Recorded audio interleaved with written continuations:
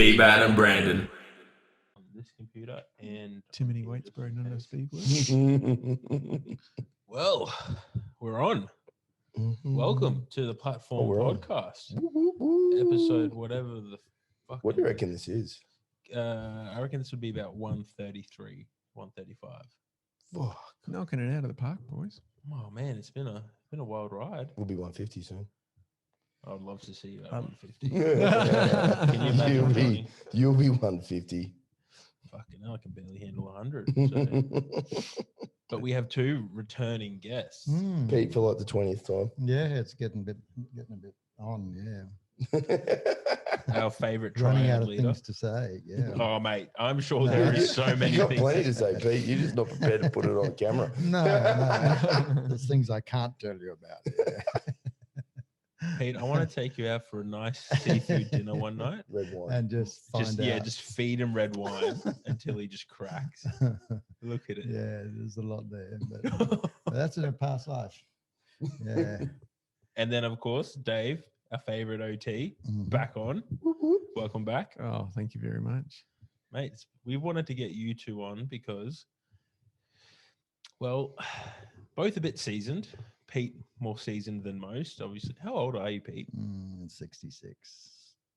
Really? 67 this year. 67 this year, yeah.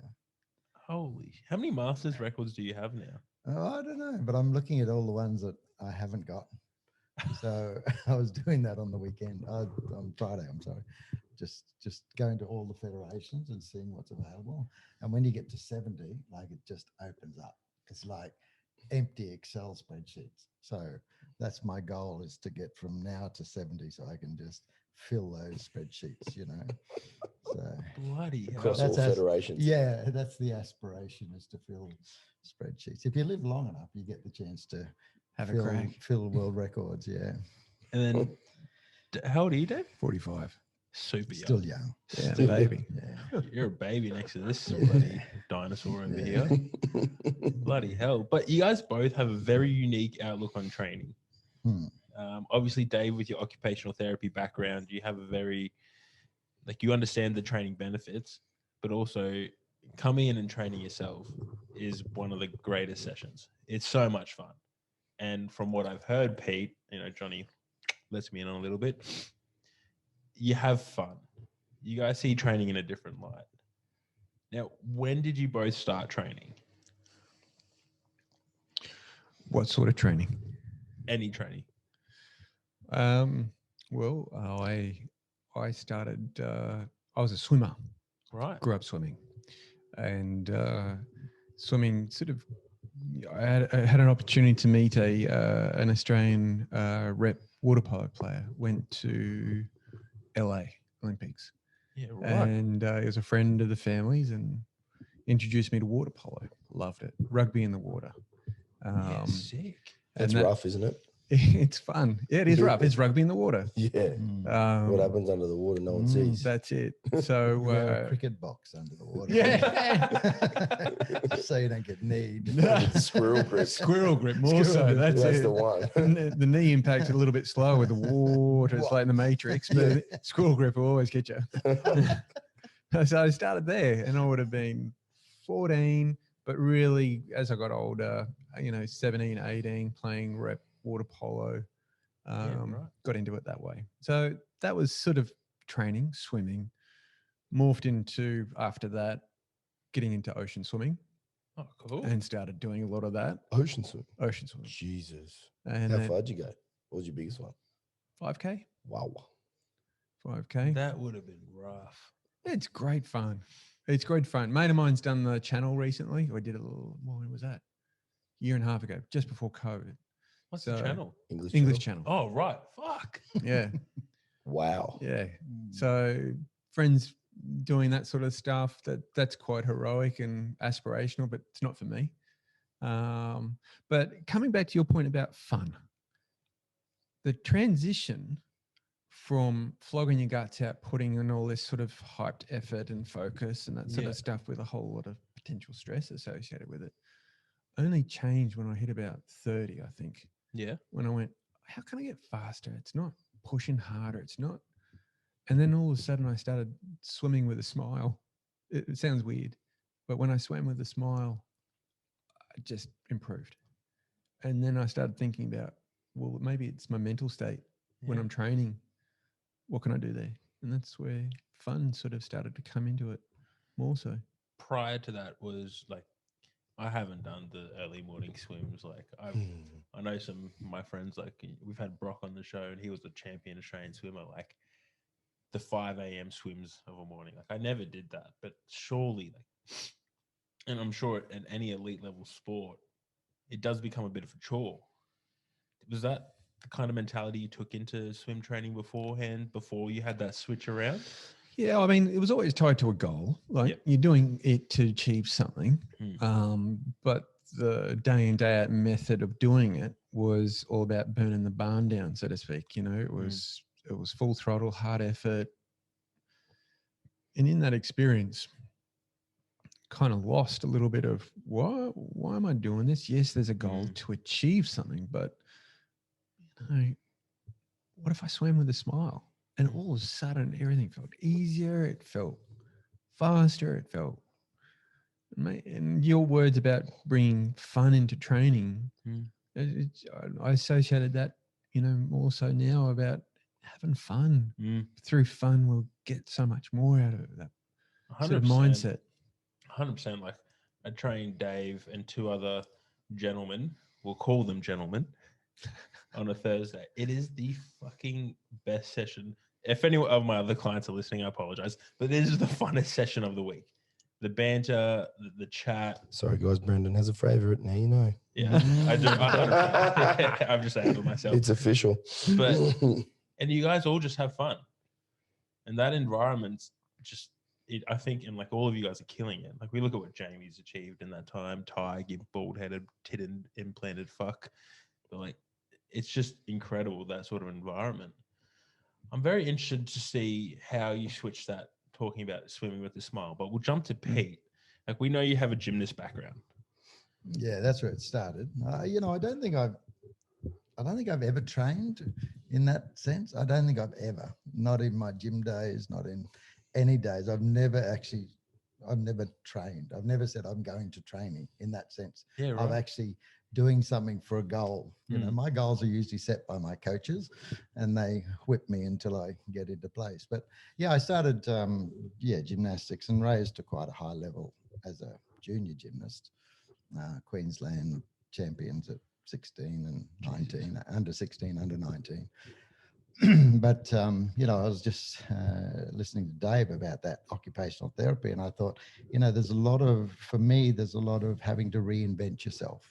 And that's what happens in life. It's not just because you've injured yourself, but you have to reinvent yourself. And I remember I did all my gym at Brisbane Grammar and got, you know, and everyone was expecting me to then go on and continue that. And I just said, well, there's no future for me in that. It's done its bit.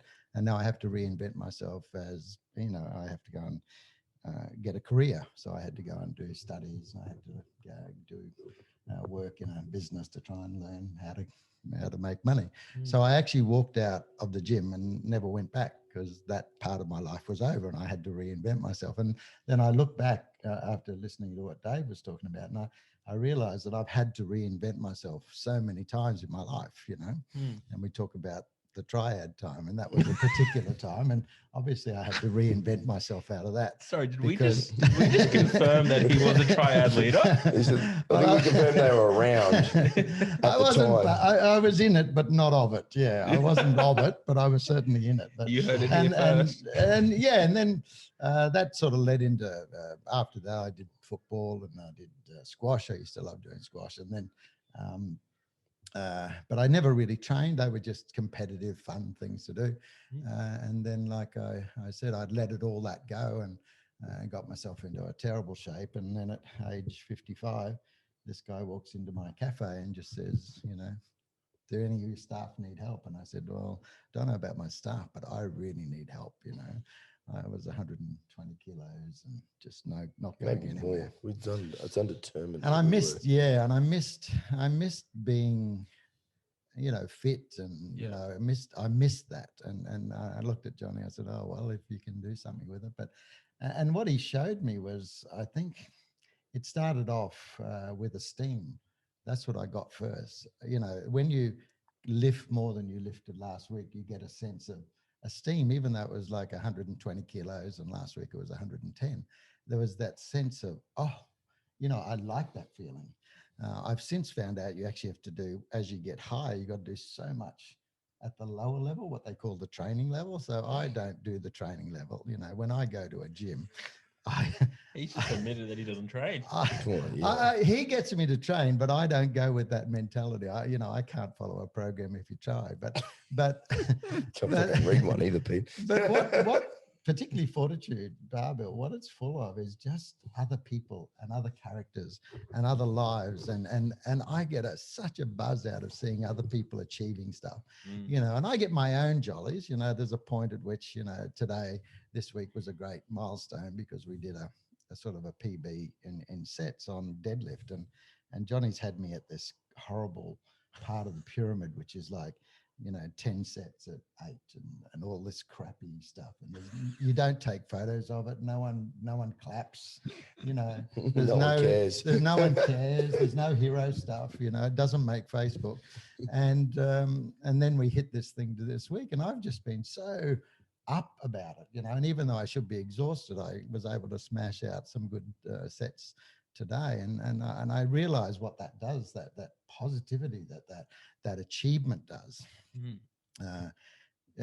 know, because, you know, one of the problems you get when you do get age is no one cares what you used to lift. Everyone sort of hates the fact, yeah, when I was your age, I used to do that. It doesn't resonate. Nothing happens, you know. You wish it didn't, because you actually did achieve that, but no one really cares about that. And I'm someone that sort of likes to live a life of significance. And I hate that fact that someone just can write you off because you said, oh, I used to do that. I used to be a champion gymnast. No one cares, you know. But when you go into a gym and you can outlift all your class of 18-year-olds that think that they're strongest guys, and you go into a gym and you outlift them, you're not talking about what you used to do. You're talking about what you do right now. Yeah. And one of my students, who was a big guy, he just said, you scare me, because it's not you're talking about your past. You're talking about right now you can outlift me. And it was, and that feeling that I get as an older person is really good, you know, because in the evolutionary cycle, I think I've done my job. I've had 3 kids. They've had 6 grandchildren. My job's over. And yet I'm still knocking at the gates. I'm still shaking the gates and saying, no, I'm not finished. I've still got aspirations. I still want to get to that 70 and clean up on those records. So anyway, my training is more, and this is knowing my personality, I have to have a coach. I have to have someone. And the reason I go and train is because I paid for it. And you think, you've paid for this, why wouldn't you use it, you know? And I know that's not what you should be doing, but it's what works for me. Yeah, well, I think that's a credit to, you know, everyone's different, everyone has different motives. I also just want to quickly point out, if anyone is listening to this and not watching it, go to YouTube and just look at Pete's face and how he lit up when he was just telling everyone that he outlifts 18-year-olds. He fucking loves it. Look at that. Look at it. Look, he's just like, I'm fucking. Every now and then when he goes to South Bank TAFE, I'll allow him to go a little fucking silly and off program. But not many. Not very many times. And he'll quite happily go find some kid deadlifting that he maybe knows or maybe doesn't know, probably wearing his South Bank TAFE uniform, and will just say something like, oh, you reckon I could do a few of those with you, young man? And they'll probably go, oh, yeah, okay. And then they'll go, what are you working up to, Pete? And he'll be like, oh, I'm not sure. Just, you know, we'll just see, hey, how it feels, maybe.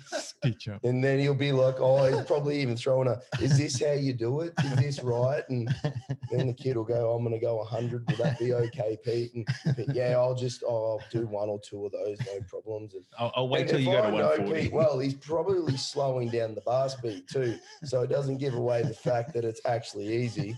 And then the kid will go, probably if he's okay, he'll go 140, and he might even say something like this to Pete: did you want a 10? Oh no, you got one of those? Yeah, we'll do one of those. That's fine. And then that goes, and then about then he'll probably start giving them shit like, oh, I might just go 180 next.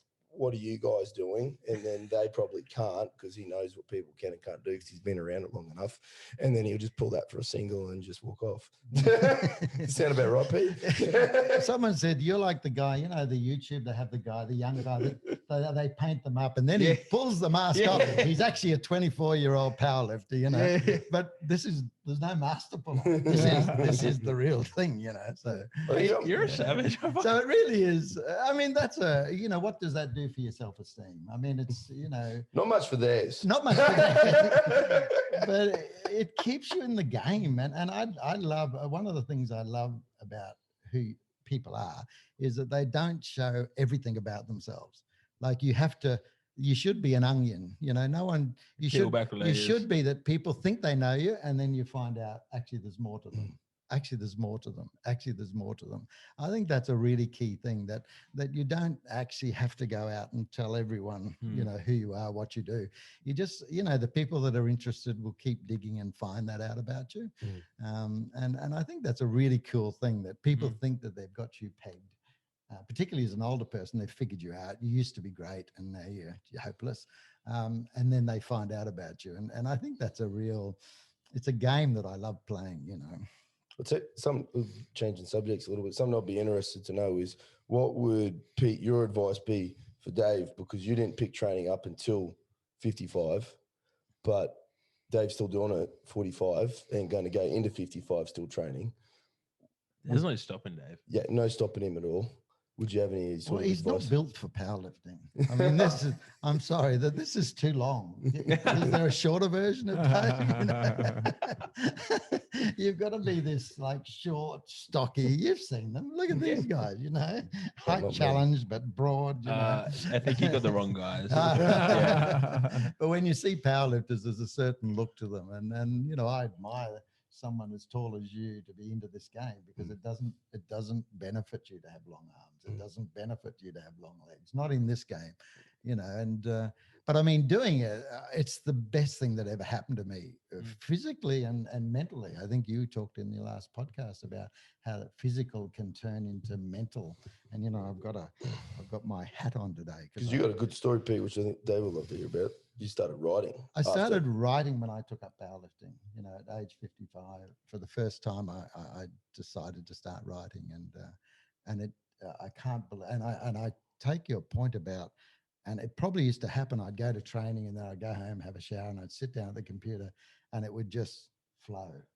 The writing would just flow, and you know, and I did that for many years, and so that while I was going up in my powerlifting, I was also going up in my online content and writing on this particular platform called Quora, and I've since written about 1 million words online just in answering people's questions and also to bury all the other stuff. But hey, that's not. And to bury all the other stuff. Yeah, that's another story. But from your point, because I know Dave, you work specifically with brain trauma. Now, I can't remember the book I read. I'll have to have a look at it. It's on my books app. But the link between going from a physical training session and then learning a new skill or doing something like writing, there's a massive correlation. Correct me if I'm wrong. Yeah, there is. I want to. There's something Pete said earlier that I think really, for those folk that are listening or watching about aging, and it's something that we forget or we were unaware of, is that when you think about aging, we are in a very unique part of our evolutionary history or creation of it, meaning that for the first time, you know, when we're looking at the volume of people passing age 65, when we look at the whole human race and the centuries and that we've been in existence at this form, we're only saying that, you know, right now, of the 100%, only 0.01% have made it past 65. So from a numbers perspective, we've got a lot to learn and figure out what aging is all about and what the opportunity and potential is. Yeah, right. So culturally, we would have bought into you can't do stuff, or we would have had, you know, decisions about our lifestyle choices and what we're exposed to, you know, 20 years ago of what 65 is. versus now we're saying 65's quite different. Mm. For me, I want an aspirational view of getting older. You know, it's changing, Mm. and our understanding of biology and physiology of how we work as Homo sapiens beyond 65 is only a very, very young field. Mm. So to lock us into an assumption that shit falls away, yeah, there's a bit of wear and tear, but what is the opportunity, and what is this organism, this biological entity got, and how do we actually tweak it? We've got our, you know, our systems that we've figured out from strengths, and we know that there's a translation to muscle mass and improved mobility and protection of joints and blah, blah, blah. But what else could we be doing to tweak ourselves from I want to live as long as possible and as healthy as possible? So I've got choice, I've got volition, motivation to pursue the things that I want to do. And what I hear from Pete is that you're setting the frontier of, I can do this. And I look around at my mates that are 45 and the dads that rock up to footy training and gymnastics are where I'm at with my kids. And I'm thinking, geez, mate, you can make a choice, but you're making a choice differently at the moment, and it's setting you up for a harder existence. Mm.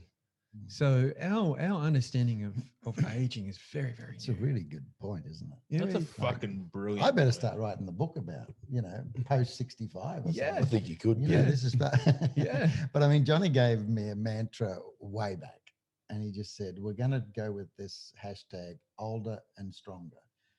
How is that ever translated? That I'm actually older and I'm actually doing more than what I did when I was younger. Yeah. I am stronger now than I was when I was in my 20s. Mhm. So, and I'm stronger now than I was, by the sounds of this week's training, stronger than where I was last year. Yeah. Like I've gone from 65 to 66 and I'm actually stronger. How is that? How is that even a mantra that you can be older and stronger? It goes against everything that We're buying we're- into. but it's true. I mean, I'm a living example of Mm. older and stronger, and I love it because I just love kicking sand in people's face that want to put me down.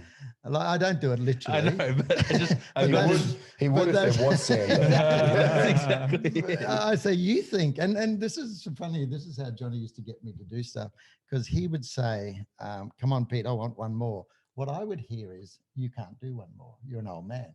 You're too old to lift one more." Now, he wasn't saying that, but that's how I received it all the time. Mm. And I used to make my goal to show him. I would end every session with Johnny with a swear word, then Johnny, because I wasn't training. I was trying to prove myself to him that you can't put me in that box. Yeah. So it's a problem, and But you could make a good probably point, diagnose it. Pete. Like we do, and going back to what Dave said before, is like we buy into certain cultural or social expectations, and then we put ourselves in a box. Mm. And it's like just like Dave's too tall for powerlifting. Yeah. Like, but like I don't actually mean that. Yeah, I know. I know you're joking around, but like that's another thing. It's like we look at powerlifters now, and this what's that motherfucker over in the States? Super tall, super lanky, but pulls like Dr. Deadlift dude. He's real lanky, got no arms. But it's like he's another person. It's like, well, I'm gonna go outside the fucking box and prove people wrong. And I think that's a big motivation for a lot of people. Like I know for myself, it's like, well, again, I'm very similar build to Dave. It's just that I've gone down the path of taking PED, so I've actually been able to put some muscle mass on and support my joints better to do this sport. And it's like I just wanted to prove a whole bunch of people wrong. It's like I can do this. There was a guy, so 2008, I was really curious about what aging was all about. The story was, I ended up out in Charleville. I was involved with coordinating building health services at the time. And I'm out at Charleville, and I've done basically half of France in the geography footprint there. And that was the catchment area for one health service. And we were struggling to go, how do we service this? We'd only, I'd rolled through a town out there, and 2 days before I arrived, mum and dad, mum's in the back of an ambulance having a mental health episode, being shipped out to Toowoomba. Dad and the kids go, we're going to follow mum to Toowoomba. Truck rolls through, cleans out dad and the kids.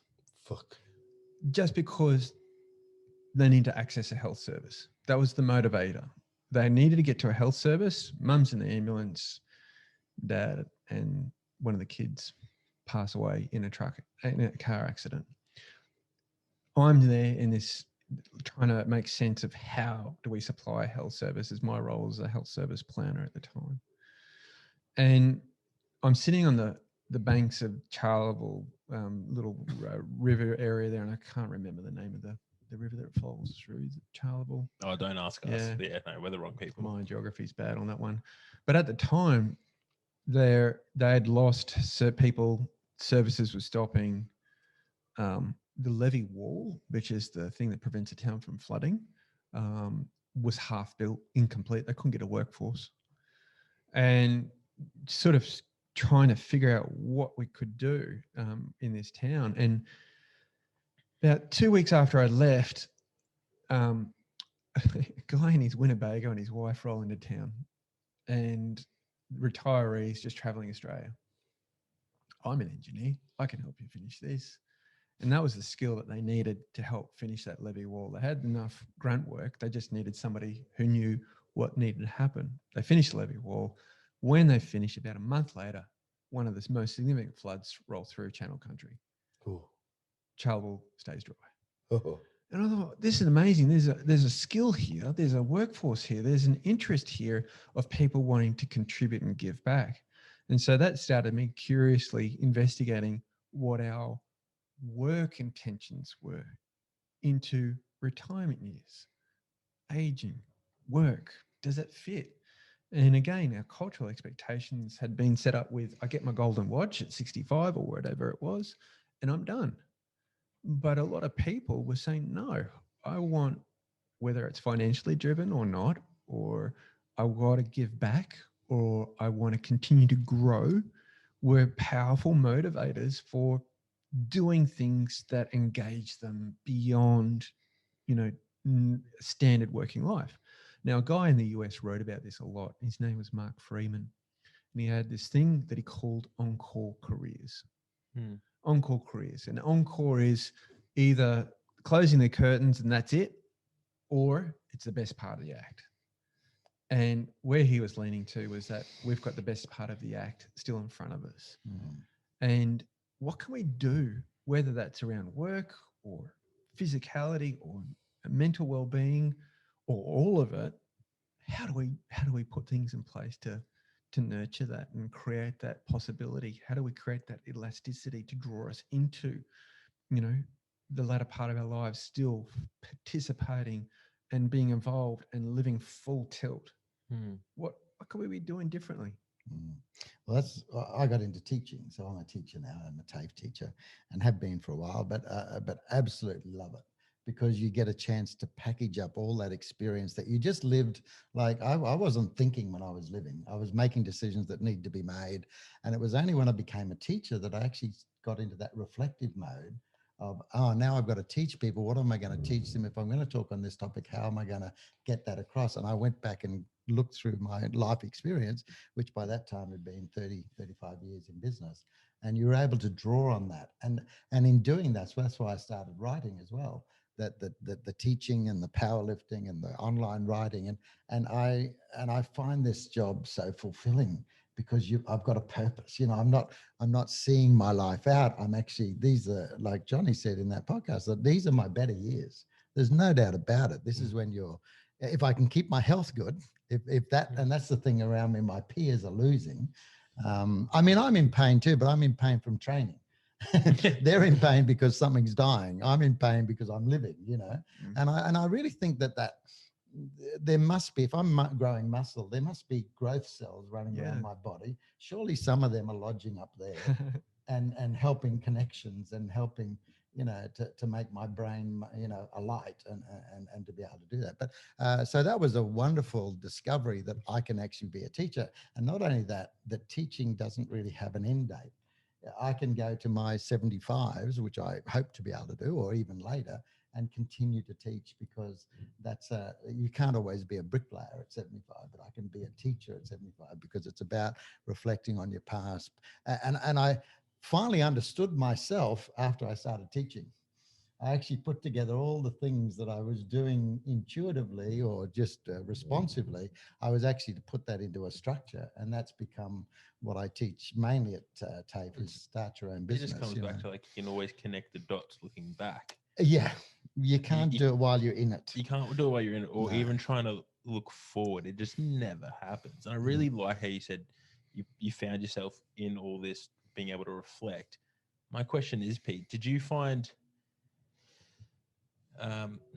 going back to teaching, writing, and even in the sense of powerlifting, is there a motivation of giving back?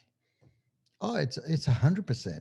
That's the, I think Erickson, who's the Erickson? guy? Yeah, he's the 8 stages or 7 stages of living. And when I read that 7th stage, which I think I'm in, it's so me, and it's all about do I become insignificant, or do I become significant? Do I now just peter out to nothing, or do I now reinvent myself and become someone who contributes to the next generation?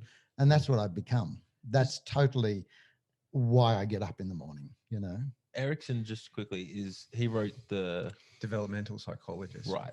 Yeah, so he looked at the life stages. Yeah. And 7 or 8 stages. Don't quote me on this, but through to self-actualization, self-realization. Right. Yes. So that's in the psychology field. You asked me a question before about exercise and doing something outside of exercise and creating opportunity in the brain, etc.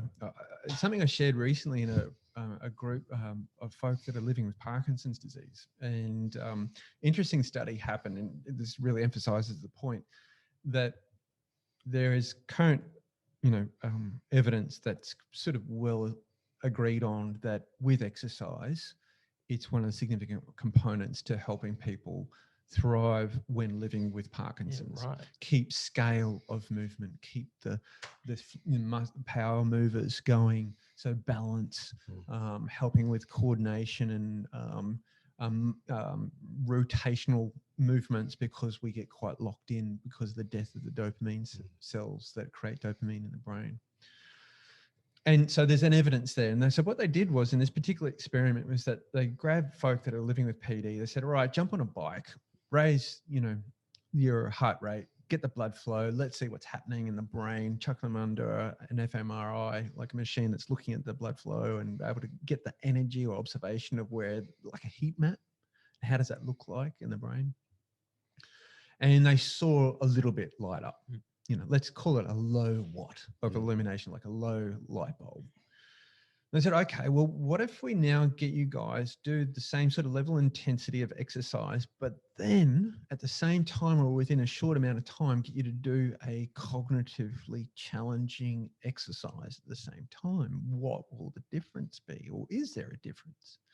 And in this case, what they showed was, in comparison to the control group, those getting the exercise, was the brain lit up like a sun. Just went boom, explosion. Now, what we're after is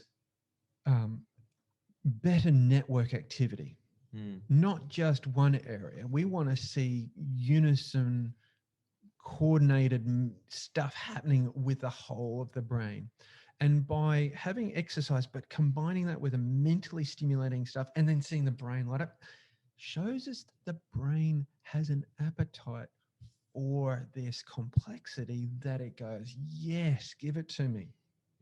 And it draws on greater nutrients, i.e. blood flow, i.e. what we're observing in the scan, to light up more. So what we know about when we look at brains when we pass away, we can see baby neurons there in, say, the hippocampus, our memory center, wanting to just pop up and grow, like little sprouts ready to grow. What takes them to maturity is going to be blood supply. What gives the density of that bed, that garden bed of neurons to fire up and wire up for new memories, that density of that garden is going to be good quality blood flow. Those are people that have less blood flow are then going to have more sparse sprouts, Right. potentially weaker memory.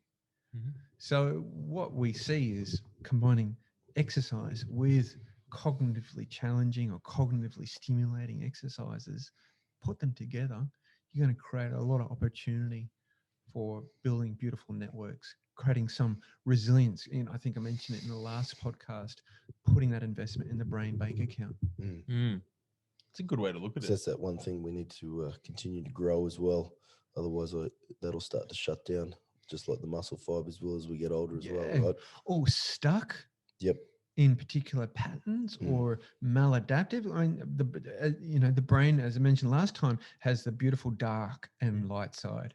A bit like the Force, the Star Wars analogy we used last time, which is there's a dark side and there's a light side. The dark side will create those compounding negative emotions and behaviors.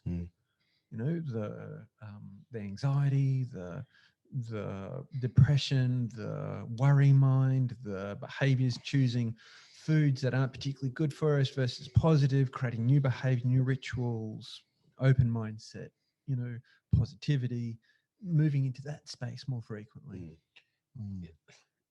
So you just said creating new habits. Yeah. Are you talking now? Me personally, I thrive on routine, whether that be history with my anxiety, depression. Like I know I need routine. When you're talking about creating new habits, are you just saying to keep the brain stimulation, like your habits, and then change them 3 months? I see what you're saying. No, I think keep investing in the things that work well for you. Yeah. But like a new suit, sometimes it gets a bit tired and needs change. And how do we transition from that? Well, that'll be building a positive new habit. We can build a habit for negativity. We can invest in mindsets and we can feed the anxiety beast through our behaviors and routines and choices that we make, or we can also feed it differently, our mind differently, and create different habits that and reward those that have positivity in that, or building up our skill set to acknowledge, hey, there's anxiety, my friend, you're popping up again. I need to go and do those type of activities again, or I need to rest, or I need to avoid these activities or those substances or whatever that are going to draw me down that pathway further and make it harder to get out of. Habits are, I guess, the toolbox that we need to put in, and then they become, that sort of beautiful, stable things, but they're always under the microscope of whether they're serving me or not. Pete, when you wanted to start writing, you probably need to figure out what's my systems of things that are going to help me get into that flow state. Some were fraught, some worked well, and then you came up with your recipe, but then something happened and we got to pivot and figure it out again. It's funny you say that. I mean, I think I got up to about 1,900 questions before I felt that I'd answered, what I wanted to answer, but there's still 400 answers that are in draft that some didn't get to flow. And sometimes the most amazing thing with writing, and these are the sorts of things that I've learned out of powerlifting, is making that start. Like, I'm looking at that question. If I can just write the first line, the rest will come. I can't even map out how I'm going to answer that question. But if I know how to start, somehow my whole brain comes behind that and says, basically, you've committed to this. We'd better bring some resources to help you answer this thing now that you've committed to it. And that's a really important thing that I learned, that sort of making the start. For me, that's turning up for training. It's things like, we talk about resilience. There's so much of my stuff in life. I talk about the 5th set. I'm going into some meeting and it feels really, it's tough. I just say, this is no different to the 5th set. Do you have 5th sets? No. Oh, you'll get there. The fifth set is the set that you actually say to Johnny, weren't you there for the fourth? Yeah. Because the fourth was so struggling. And now you're asking me to step up and do a fifth set. And you just know that for you, that's almost beyond your ability. And somehow you do it and you get through it because your body is actually telling you no, but the coach is looking and say, you have a fifth set. Otherwise they wouldn't call it. But, and I see so many things in life is the fifth set. You know, you're going to go into it. You probably want to give up on it, but you actually go through it and do that. And so it's powerlifting's taught me resilience. That's in one life. of the best analogies I've ever fucking heard. I'm just going to put it out there. I think you've just come up with your book title. Oh, the fifth set. The fifth set. That's brilliant. It's going to be the bestseller out The there. fifth set. But like, honestly, that is one of the, like, I think about that, and we've all experienced being under a barbell, and a majority of our listeners, hopefully, I mean, have felt what it's been like to be under a barbell, and it is a tough mental battle sometimes, especially when you're trying to repeat an effort and you're like, I'm fucking gassed. There's nothing more to give. And then that is exposure to challenging stimulus. And then as Pete said, when you go into another environment and it's another challenging stimulus, like it's no different. The body has the same physiological response. Been here before. In fact, I was here last Saturday and here I am again. You know? Different context, but mentally the same. Yeah. Exactly the same approach. Biology, it's the same. Physiology, it's the same. The same response in the body of the same chemical response. You haven't done fifth set. Are you really training him, or are you just? We're not heavy in the powerlifting stuff right now. We've actually introduction to power. No, we've sort of gone forwards and come backwards doing a rebuild. Rebuild, and then like obviously Dave still swims, so we've actually hit quite a few PRs in the pool now since he started strength training. It's been that's your PR. That's your fifth set in the pool. Yeah, blew me away. Well, there's no resistance there, is there, in the water? Like it just cuts like a knife. Really, that sounds nice. But good in theory. Unlike poor Pete's. This sinks like a stone. In fact, I actually do. If you hold yourself in the water and tuck up, do you float, or do you actually sink to the bottom? If you did, I haven't done that experiment for a while. In fact, coming back to joy and pleasure, I end up. And I mentioned, just by the way. all right. I think I more probably would be floating. Yeah. There's there's two things that Pete mentioned that I thought, turning up is probably the key word that I heard for me that really resonates at times when, life's busy. We're all running flat out. And some days the concept of going in and doing, big lifts and putting yourself under stress and you're going, no, it's not going to happen today. Turn up. And then you make an agreement with you in the bar. All right, I just move this off the floor and see how I'm going.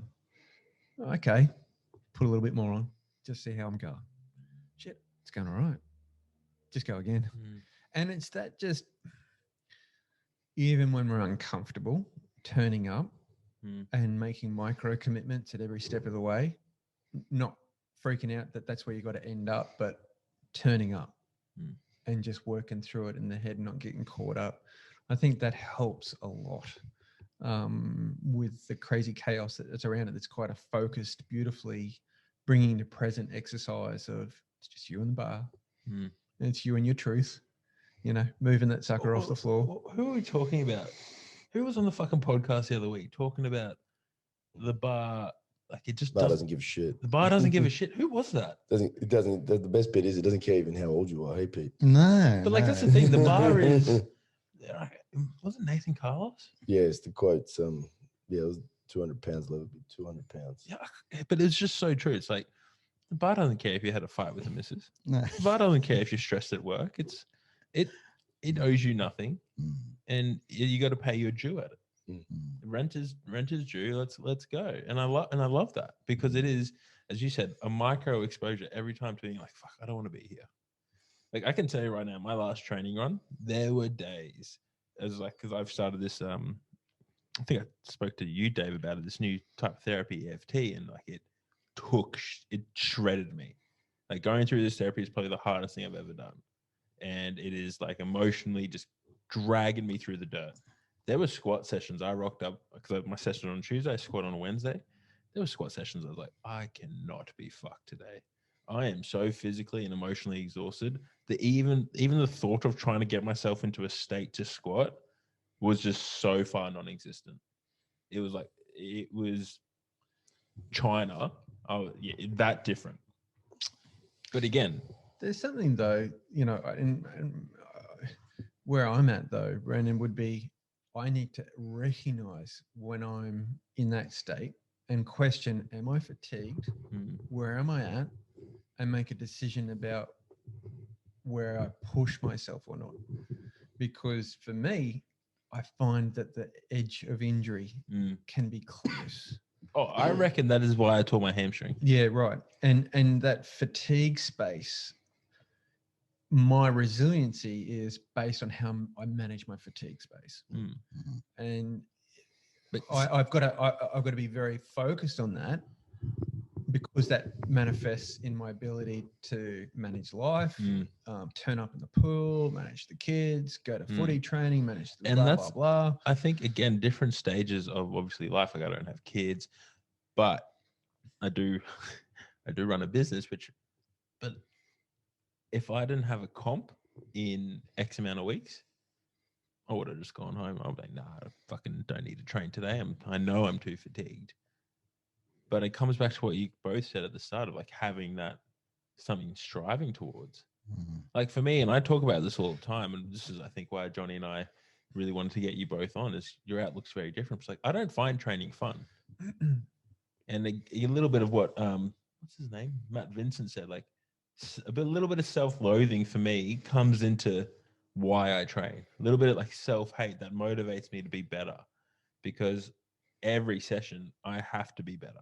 Not because like inherently I find it fun or, you know, you talk about the positivity. It's just like there is this innate drive in me to excel, to be better. And that comes in and it manifests in the form of powerlifting. I can see measurable progress. And same thing with business in a sense. Like every day in business, I have to be better. Whether that be, obviously monetary is an easy one to measure, but for me, it's also how much did I learn this week? How much have I self-educated? How much have I developed my coaches? And I think for me, the biggest driver, and it's interesting just to see the comparative, like obviously I'm a little bit younger than all three of you here, actually. Sorry, Johnny.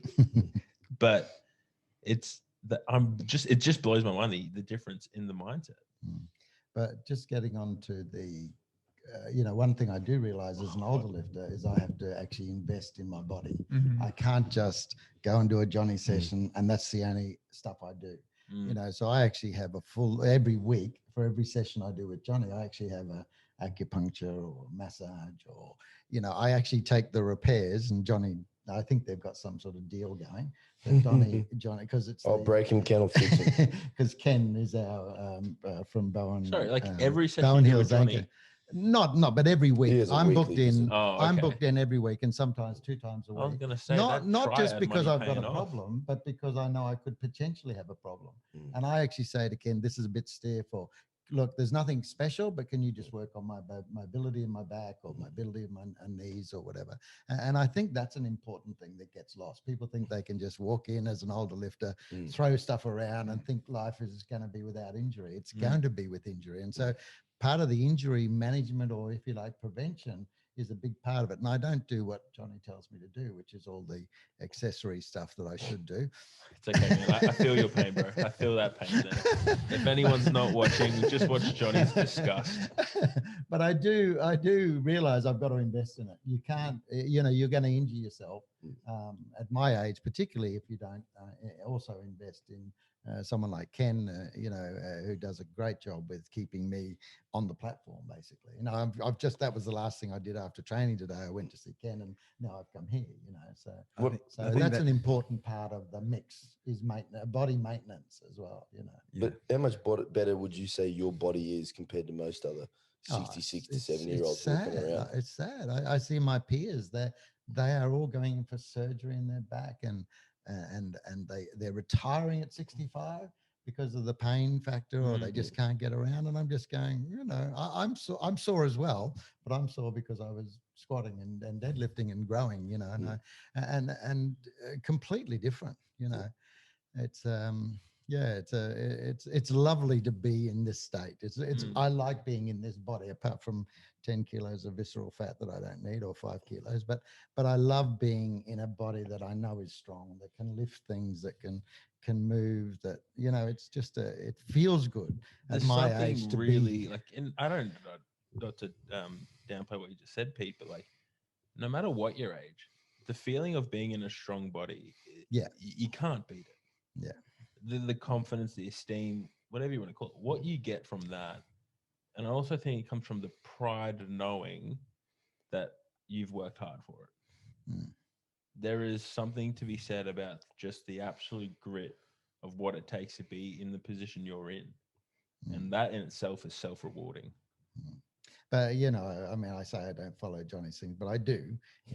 He watches the videos sometimes and sees that I actually love the fact I do the stuff that he tells me to do. Installed cameras at Fortitude Barbell just to watch whether I do the sets or not. Pete, he actually said, I only installed them because I can't trust Pete downstairs. So I have to be watching to see if he does. Pete will just talk. And if there's no one else in the gym, I will do my stuff and be happy. So anyone listening from Fortitude Barbell, if you see Pete, just leave so he can get his session done. They have a sign up in the gym, they sort of, don't feed the birds and don't talk to the old man, because he'll rob you of your gains. Because he'll want to talk about everything apart from actually you doing your sets. So. You mentioned it before, Pete, that turning up. For me, I hadn't been inside a gym for 25 years. And even then I was haphazard at it when I was younger. So when I turned up inside a gym, it was like foreign.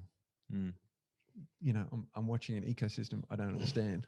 Especially what was your last gym before Valhalla? It would have been like just a commercial. That would have been the AIS when I was 19, 18. Fuck. In swimming? In water polo. Oh, water polo, okay. And then that's a very different gym setting. Different world. Compared to when you're walking in Valhalla, you're seeing equipment that most people have never seen in terms of like a monolift or a competition bench and specialty bars. And then you just see these quote unquote ogres. Massive humans. We prefer ogres. Massive humans. Shout out Luke Poley, the ultimate Shrek. Just they're big, aren't they? Just they're phenomenal. And that was my start. And but it's the community and the wonderful diversity of folk that are all turning up to focus, and they've all got their goals to do with the bar for whatever reason. And mine's completely different to most, but everyone's got their own thing. But they're there in solidarity with each other, that they're turning up. And you connect with folk. And I think that has just been one of the other blessings in the experiences, that connecting with others or, who are offering different experiences of life to me. And I really get a lot out of that. And that connection and the hello, and find out about, somebody's doing this or somebody's health episode, and go, man, I was thinking about you, how are you traveling? All that sort of stuff is just really important about that social connectivity, because that's such another important thing for our cognitive and mental health. So, and I think just in I see it a lot in this sport, and obviously our close relationship with Fortitude Barbell, and I mean, just Johnny and I, it's a close relationship. There you go. I was there first, Jay Lee, so whatever. It's the community aspect is what brings people back, but keeps people coming back. It's beyond anything else, and it comes from sharing the same value, the same mission. And we've spoken to how do I forget his name? Kane. Obviously strong army background. They all fall under this. They all follow the same mission, and we're all there for the same reason. We're all there to get really, really strong, whatever that form looks like. Once you, I think, unify people under one mission or one value, whatever you want to call it, it creates unity, but also connection. But as an older person, I think this is borne out in the science that one of the important things to keeping your mind active is to relate to other generations. What happens with someone my age is you tend to just grow old with the old people and you never actually connect with other generations. I can be in the gym today spotting a 20-year-old who treats me as an equal, you know, and because we're both against that innate thing on the ground called, you know, weights, and I can have a relationship with a whole lot of people that I wouldn't meet in my normal life. I meet in the gym and have very really close relationships across, you know, areas that I would never come across in my business or teaching life, you know. And so that's what I find in that Fortitude Barbell, particularly, and I think most gyms, like you're finding where you are, is that across generation and across spheres and where people are at, and it's just wonderful for keeping a brain active. And of course, I have a shade throwing thing that I do, which is apparently picks on everyone. We've heard the stories, Pete. You're a savage. I have a nice way of just throw some shade on someone, just keeps them all in their place. And the sad thing about it is they give it back to me just as much, but because my hearing is not so good, I don't get it. So it's so cruel that they're delivering shade this way, it's not resonating, and all they're hearing is Pete going out this way with shade. So it's quite an unfair relationship. He just turns his hearing aid down. Yeah, but it's just that ability to connect intergenerationally, even down to teenagers. I can connect with teenagers and they relate to me because they say, actually, you lift the same as I do. So I can talk to you. Yeah, I can talk to you and respect you.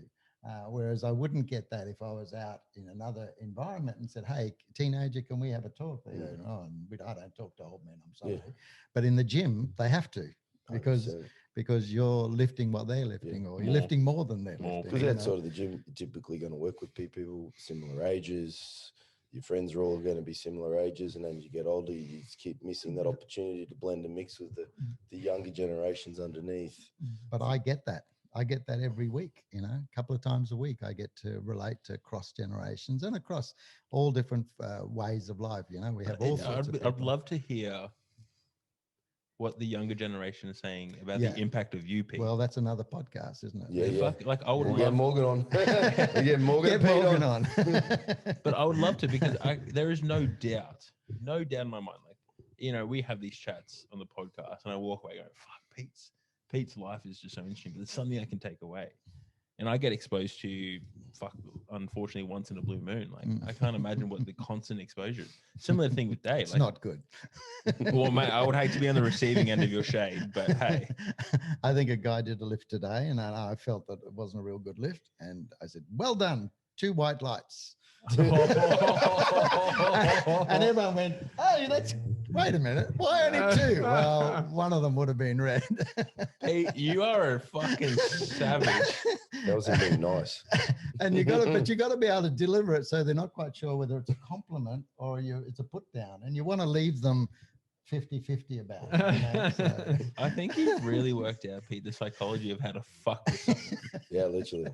But I'm also there for them when they were, you know, when they're wanting plates moved or help or whatever. I'm totally there for them and cheering 100%. For them. But you make a good point as well. And like, totally I know Dave and I have had shared many conversations, and just the impact he's had on my life. Like even recently, the conversation.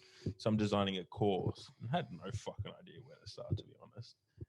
5 minutes with Dave, and he's giving me a whole framework to base off. And it's like, brilliant. That's just a simple thing of a 5-minute conversation. I would love to hear what other people are saying from the impact, you know, in your communities. It's insane. Well, they said you were the smartest person I'd ever had on the podcast. So I thought I'd better listen to it. And so I'm listening to it. I'm going, there are just words coming out of that speaker that I need to have a dictionary as you're speaking, because I don't know what that is. And I thought, this is unbelievable. You know, he's just coming at me like something. And I couldn't understand how you could just have that flow of, and then I looked at the speed on my thing, and it was set at 1.5.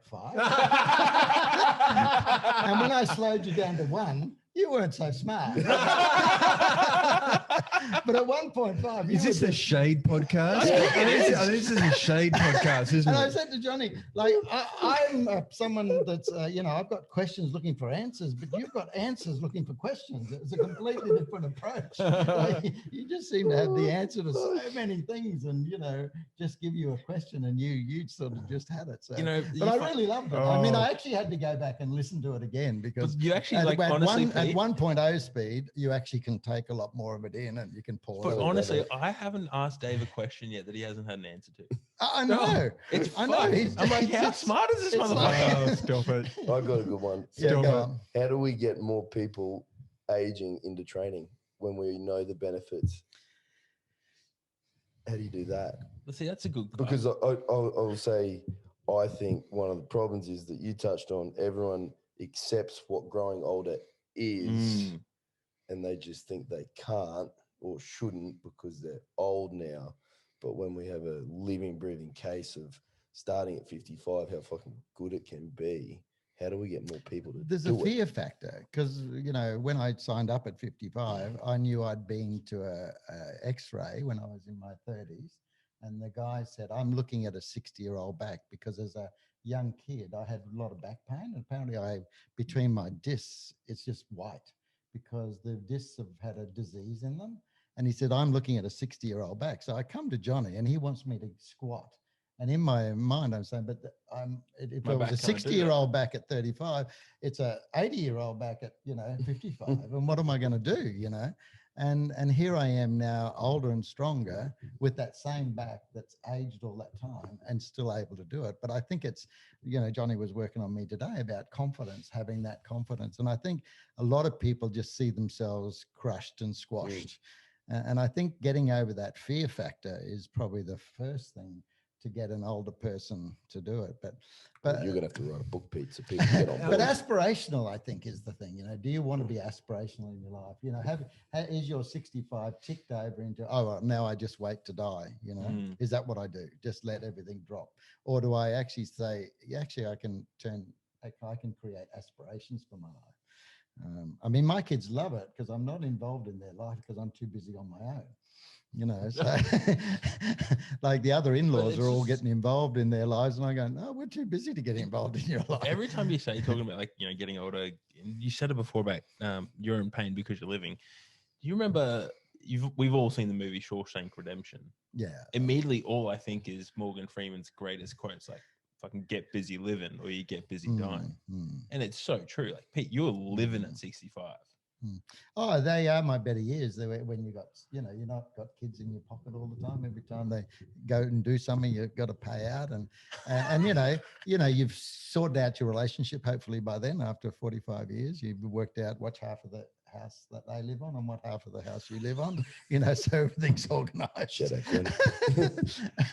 And you through all that, and then if you can just keep your health, you got all this wisdom, hopefully, that you picked up from life. You're in the best time of your life, really. That's the only way I can describe this. And what'll rob me of that is my health.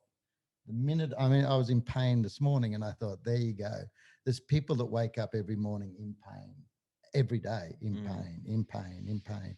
And it's, and hopefully Ken's fixed that today. But to wake up, pain-free, aspirational, it's just, and haven't got financial issues, my career is fairly safe where I am. It's just a wonderful place to be, like I say, the only thing that would rob me is my health. And that's why for me, my health is an investment. My time with Johnny is an investment. My time with Ken is an investment, And I look at Johnny's question, and it's like, a lot of people listening, it's like, and no offense to the older generation, but you can't really promote this on social media. They're not on it.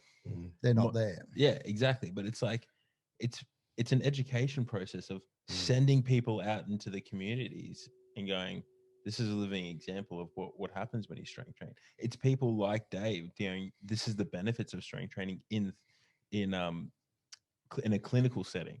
But I think going back to what Dave said at the very start, even the clinicians are buying into the stereotype that you're too old now.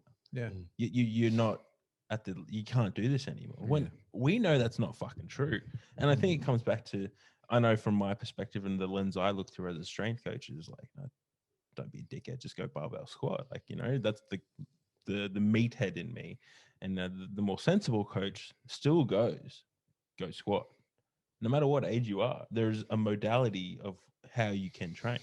It's just about exposure. It's exposure and just, what you said, we haven't had many people 65 plus doing this. This is a whole new thing to the human race, not just to powerlifting, to the human race. What do we do with 65-year-olds? And I think the more examples that we get out there to say, and I'm not doing it for records. That's part of the matter. I'm doing it because I want a good health. And this is a pathway to good health. It's the best pathway I've got. If I go and play tennis, I'm going to stuff something up badly. Squash, I'm going to stuff something up. You can actually power lift as an older person because the lifts are deliberate.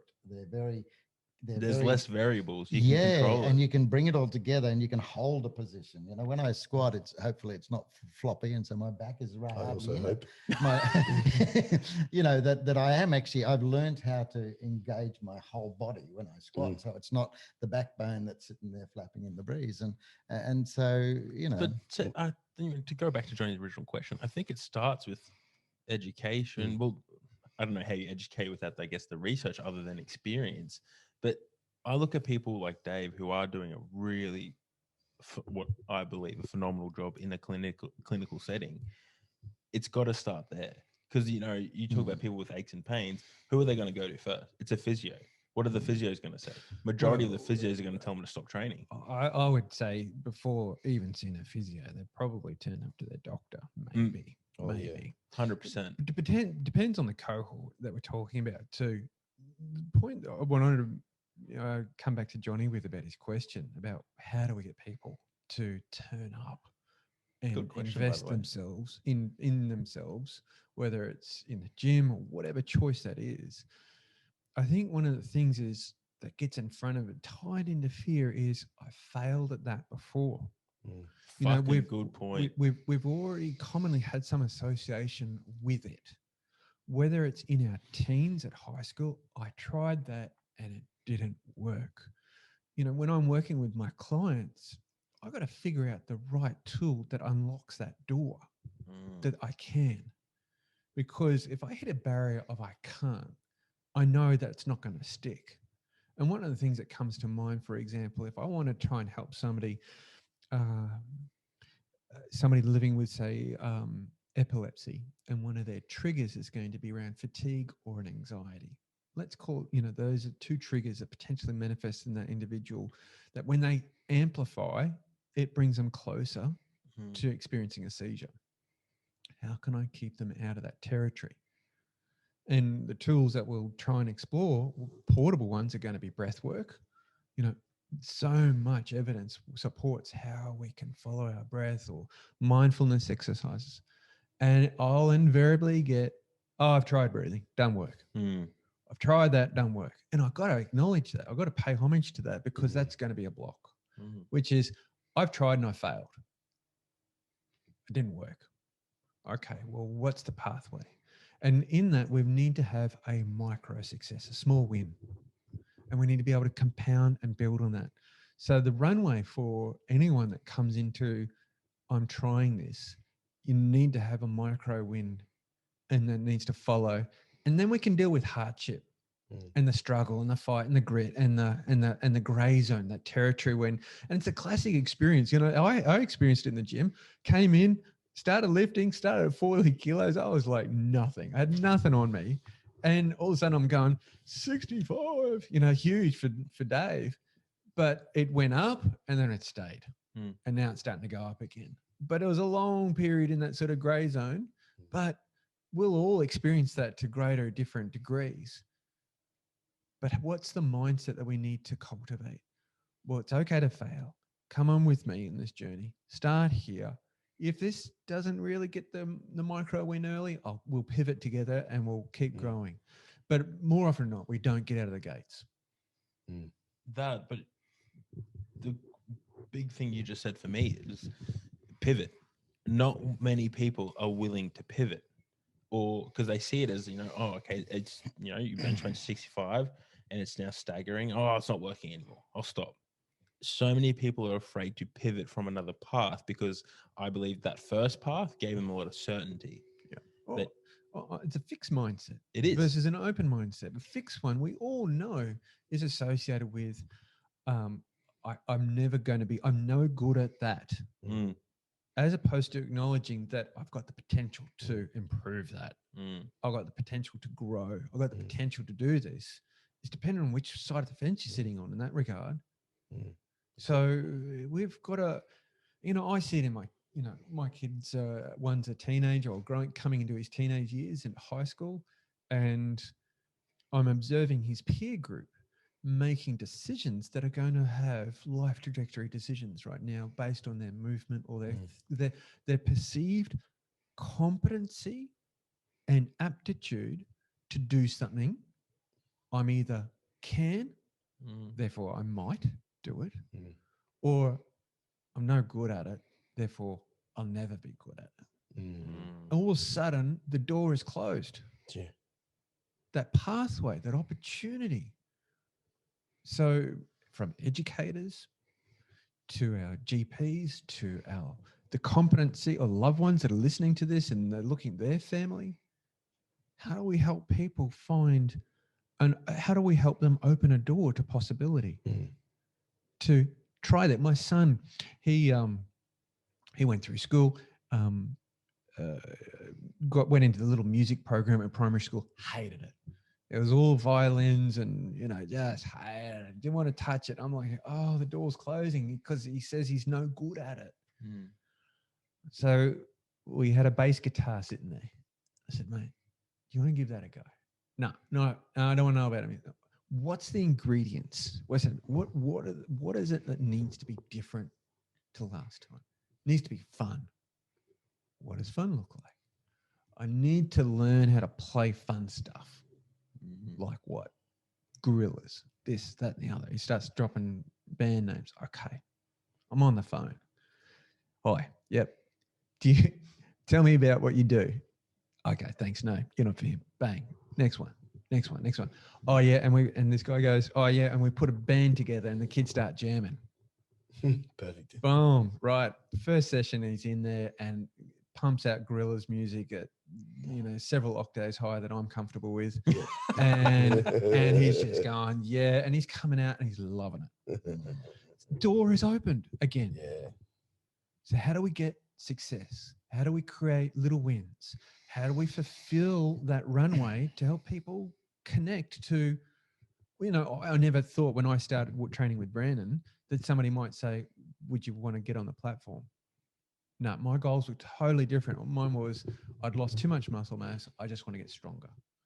Now it's I'm going to go to an amateur comp, have a crack on a post-up numbers. Yes, you fucking are. Yeah. I felt Johnny's energy just changed there. I felt Here we that. go. Yeah. He's got a Here pair we of go. 4-inch barbell socks too. Oh, yeah, you do. Oh, Yeah. really? Yes. Okay. I do. Oh, that's 5 kilos on your lift in that. Yeah. Putting those socks Deadlifts on. are so much easier with them on. Yep. As I said to Brandon, holds the carbs up.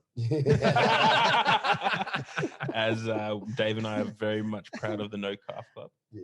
Actually, Dave's probably got more. No, I've got nothing. They've got none either. No, nothing. Thanks, mate. Do you want an opportunity to pick No. up our calves or, No. These are your, Johnny says these are his legs. Right. I'm not to claim them. They're. That's very fair. If anyone says, look at Pete's legs, there was 8. They're my legs. He did nothing towards growing them. I had to do the whole lot. So I think that's it's a quite very funny. fair statement. Exactly Yeah, right. it is a very fair save. Like the last big comp we went into, and I got 17 first. Hard to believe you got 17 first, but I did. And I came up to John and said, "How did that happen? How did that even happen? How did I get world records, Australian records, personal bests, beat my training partner by 2.5 kilos? How did I get? Most important. Yeah, that was the big one. How did I get that? And it's just what he does. Whatever it is that Johnny does, he gets me that, even though I'm not training for that. It's all the shit I'm that actually- you don't want to do that I make you do. I'm actually doing something else. Like it's a bit like life happens to you while you're making other plans. That's a bit like me. I'm sort of in the gym for whole lots of different reasons. Pete, I reckon we could just do a fucking reality TV show of just your training sessions with Johnny. It would be a well, people come in just to watch that.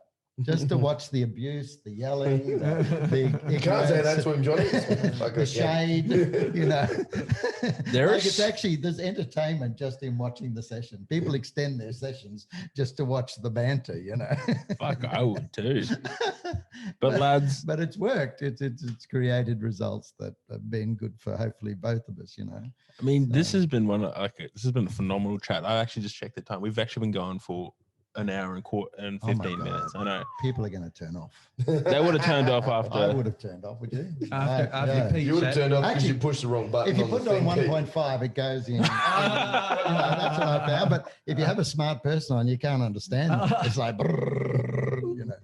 Pete, But you're once on I slowed fire. you down, you were fine. We've actually got 10 new questions for you guys. Oh my Oh, God. dear. Well, I was going to come up. I with- never get these. I was going to go one question. Not Yeah, 10 one big- each. He Yeah, asked and one, it's gonna then be a asked big me. one. Oh, You ready? no. It'll Okay. be, You start. Okay. what would you hit me. say to someone in their 50s to 60s, which I think would be a pivotal time to start doing some form of physical training? And I think the science and evidence suggests that weightlifting is the one to choose with some other things. What would you say to them if they're not doing it now? Well, I kick it off, Pete. You want to kick Are it you off? into it? I'm just going to give one example, and that is that this guy who lived to 90, he said, if you had have told me in my 60s I was going to live to 90, I would have taken up learning the violin because now I could play the violin. And I think a lot of people in their 50s and 60s are looking at a life and not actually saying, I could live for another 30 years. How can I make those years productive? So that's the first thing. And I think saying to someone, do you want to live a life of significance? In other words, do you want your life to mean something? And that's what drives me. The last thing I want to do is be insignificant and be alive. I don't mind being insignificant and dead, but I don't want to be alive and I don't matter. That for me as a person makes me mad. So I would present things like that. You know, you've probably got another 30, 40 years. How are you going to invest that? And whatever you're going to invest in, you're going to carry this vehicle. The vehicle that you're in right now is what you're going to have to get you to that violin or get you to that artistry or get you to that painting or whatever it is that you're going to do. So you need to invest in your body now. And why I love powerlifting over every other sport, and the CrossFits, they're all very important, but they put an aging body at too much risk for me.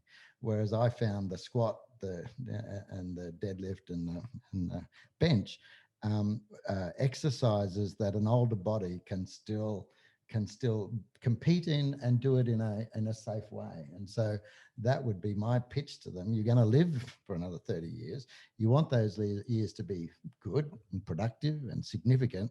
You need to invest in your body today. You need to make an investment. It's not paying a PT. It's actually investing in your health and your body. And so that was the pitch that was made to me. That's the pitch he made to me. Good work. Is basically, what do you want to do with your life? Do you want it to go like that? Or do you want us to put a little bend in it and see if we can make it aspirational? Well, I was one. I just said, yeah. Fuck, that's That was- better than any given Sunday speech by Al Pacino. It's that inch. It Who wants is. that inch? Yeah, it is. Sorry, Dave. Yeah. For sure. Now this is the academic approach. No. No, I don't want to over academic this conversation at all. It's at that 50 mark in life, most people are already experiencing or possibly experiencing some sort of chronic disease. I think it's pretty astronomical. At the time we're 65, 90% of the population will have a diagnosis of a chronic disease of some description. Now you can either live with it and battle it, or and have all the functional impacts that come along with it, or you can make a choice about how can I live my life better on my terms, the way I want to, the way that it sort of has a vision about the pathway I go, because a health event will do a right-hand turn very quickly, and that future does not exist anymore. That's the scary view, scary motivator, versus what's the opportunity of how I could feel in my body, how I could live tomorrow, how I could do the things that are important for me. Now, whether it is I'm at work and If I could get up and down the stairs better, I'd feel better. If I could hold myself in front of my peers with some confidence, not trying to tuck my stuff in and slipping out and, you know, feeling uncomfortable about my body. There may be all these different factors that motivate people, but there's such a beautiful opportunity that your gorgeous body wants to, you know, be in the best shape it can be, because it will reward you. You'll keep giving back. Fuck, there's 2 good pictures. Just follow on one question. I was very curious about both your answers. How many pillows do you sleep with at night? Pete? I'm one now. You're one. Properly contoured one. Yeah. But okay. yeah. Okay. And Dave? I'm laughing because the timing of that question is just perfect. I was up in Toowoomba last weekend and I was doing a training course for the weekend. It was awesome. Had a great time. But I thought, you know, if there's one thing I'm going to travel with, it's my bloody pillow. Yeah, fucking oath. So I've gone up there in Toowoomba, had great sleep, nailed it, got a lot out of the training event. It was awesome. Come back to Brizzy, firing on all cylinders, getting ready for bed that night. Oh.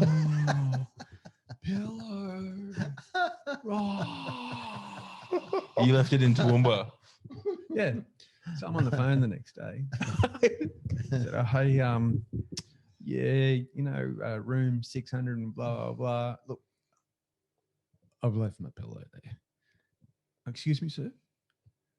Oh, you know how people do this. You know, they leave their pillow, they travel with their pillow and they leave it there. No. You know, no, sir. No, sir. Like, you telling me no one's left a pillow there before? No, sir. I'm doing this one away from the phone. Okay. I need my pillow back. Did you get it back? Okay, so I said, I don't know how to skin. Well, when are you back in town? I won't be back in town. Could you post it to me? You want us to post your pillow to you? That'd be great. So this is the best story. Then I thought, oh, hang on, I'll probably have a mate who does a bit of regional work. He might be going through town. Ring him. Hey, mate, year round to him. Oh, I've just come down the drain. Oh, look, could you go back to the Quest and ask them? I've left my pillow there. Could you go and grab my pillow? Yeah, no, mate, I'm not getting your pillow. There is no way I'm turning up there and saying, oh, I'm here to pick up my mate's pillow and his teddy bear. So lo and behold, they sent it and it arrived. So I've got my pillow back. You're back to one pillow. I've got my pillow back. One pillow. That's a fucking amazing story. You guys are absolute legends. We all know where these guys can find you. I'll chuck it up in the show notes, but thank you so much for your time today. That was a fucking brilliant conversation. You guys are legends. We'll chat soon. Cheers. Come back again another time. But one other question. Density, no, was it nutrient density?